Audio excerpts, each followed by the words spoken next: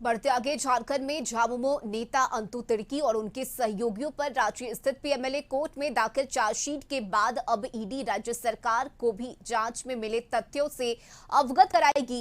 ED तथ्यों और सबूतों के आधार पर सरकार को बताएगी कि ये पूरा मामला जालसाजी का है और इसलिए भारतीय दंड विधि की धाराओं के तहत आरोपियों पर प्राथमिकी दर्ज कराई जाए ताकि इनसे जुड़े इनके अन्य आरोपितों के विरुद्ध भी कार्रवाई हो सके।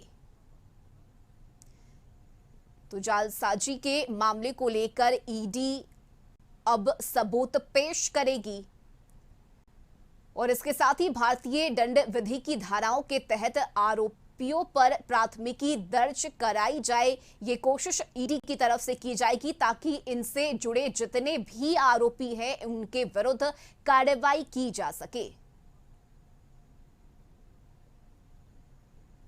ईडी ने फिर एक्शन जारी किया है और जो स्थिति है कि लगातार ईडी का एक्शन कम होने का नाम नहीं ले रहा है। ईडी ने राज्य सरकार को चिट्ठी लिखा है कि अंतु तिर्की और अन्य के विरुद्ध प्राथमिकी थाना में दर्ज किया जाए। इसी ईडी कार्यालय में और प्राथमिकी दर्ज करने के लिए राज्य सरकार को चिट्ठी लिखा है। ईडी के अधिकारी के द्वारा चिट्ठी लिखा गया है कि प्राथमिकी दर्ज करने के बाद कई लोगों को हमें समन कर पूछताछ के लिए जो जमीन को हेरा फेरी मामले में अंतु तिर्की गिरफ्तार कर फिलहाल जेल में बंद हैं और उनके खिलाफ कई साक्ष्य मिलने के बाद ईडी के अधिकारी फिर से पूछताछ के तैयारी में हैं। अब देखना होगा कि राज्य सरकार इस पर क्या कड़ा कदम उठाती है और ईडी को क्या जवाब देती है या प्राथमिकी दर्ज करती है।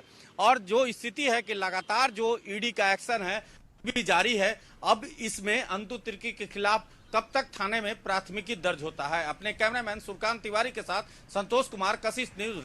तो झारखंड में ईडी की दबिश लगातार जारी है और इस बीच झामुमो नेता अंतु तिर्की की मुश्किलें बढ़ती हुई नजर आ रही है। ईडी ने कार्रवाई के लिए पीएमएलए कोर्ट में चार्जशीट दाखिल करने की बात कही है और साथ ही झामुमो नेता अंतु तिर्की और उनके सहयोगियों पर रांची स्थित पीएमएलए कोर्ट में दाखिल चार्जशीट के बाद अब ईडी कार्रवाई की बात कह रही है।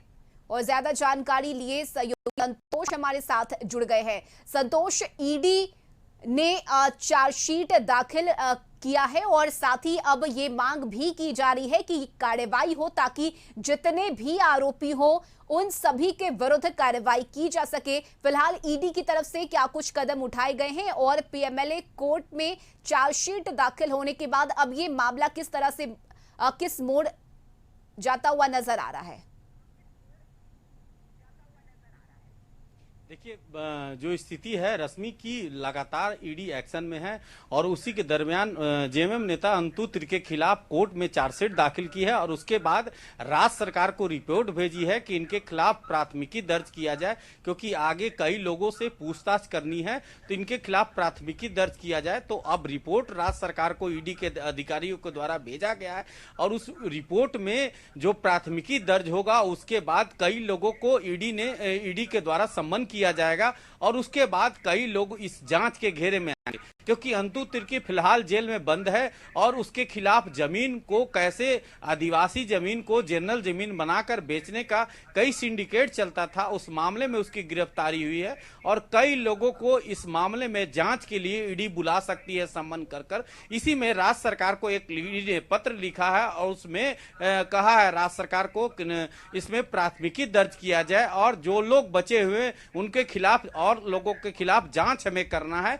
और प्राथमिकी दर्ज कर इसमें आगे की कार्रवाई किया जाए। अब तो देखना होगा रश्मि की आगे जो राज्य सरकार क्या कदम उठाती है और उसके बाद ईडी का क्या रुख होता है, कितने लोगों को समन भेजा जाता है और कितने लोगों को पूछताछ अंतु तिर्की समेत कितने लोगों के पूछताछ के लिए ईडी समन भेज सकती है। जी बिल्कुल संतोष, अंतु तिर्की के अलावा और किन लोगों के नाम सामने आ रहे हैं क्योंकि ईडी ने सीधे सीधे ये कहा है कि कार्रवाई हो ताकि जितने भी आरोपी हैं उन सभी के विरुद्ध प्राथमिकी दर्ज की जा सके और ईडी लगातार जांच में भी जुटी है। सबूत इकट्ठा किए जा रहे हैं ईडी की तरफ से।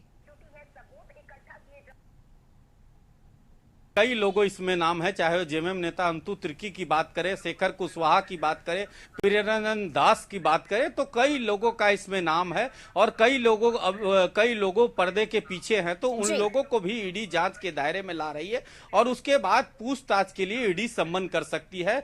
तो अब ईडी ने पत्र राज्य सरकार को लिखा है कि इसमें हमें प्राथमिकी दर्ज करके आगे सूचना दिया जाए और उसके बाद हम अगला कदम उठाएंगे कि आखिर इसमें क्या कदम उठाकर ईडी जांच कर ईडी अपना जांच का दायरा बढ़ा सके। फिलहाल ईडी चार्जशीट की है और चार्जशीट करने के बाद ईडी अपना जांच दायरा बढ़ाना चाहती है और इसमें राज्य सरकार को प्राथमिकी दर्ज करने के लिए एक लेटर लिखी है। तो कहीं ना कहीं अब देखना होगा रश्मि की अब आगे ईडी जो प्राथमिकी दर्ज होगा उसमें किन लोगों का नाम आता है और किन लोगों को ईडी सम्मन कर पूछताछ के लिए बुलाती है। जी रश्मि। बिल्कुल संतोष, और जो पत्र लिखा गया है ईडी की तरफ से, अब इस पर राज्य सरकार का भी क्या रुख होता है ये देखना महत्वपूर्ण होगा। बहुत शुक्रिया संतोष आपका तमाम जानकारी के लिए।